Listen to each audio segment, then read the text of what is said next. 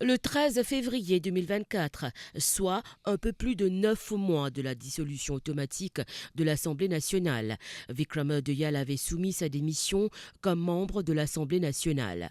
Selon la Constitution, le Speaker dispose de 15 jours après avoir reçu la lettre de démission du député démissionnaire pour aviser le président de la République et le bureau du commissaire électoral de l'existence d'un siège vacant à l'Assemblée nationale.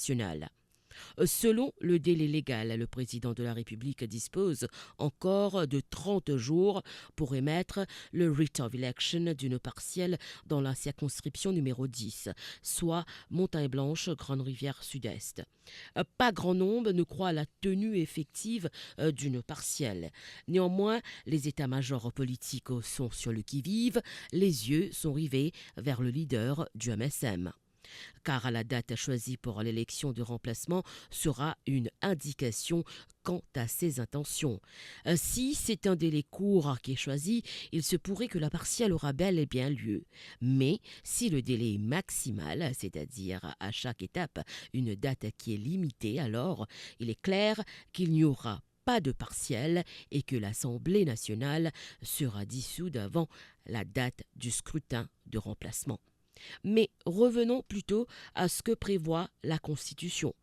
La date du dépôt de candidature, soit le Nomination Day, doit intervenir au minimum 15 jours après l'émission du writ of election et au maximum dans les 60 jours qui suivent. La date limite au cas où le writ of election est émis dans 30 jours serait le 12 juillet.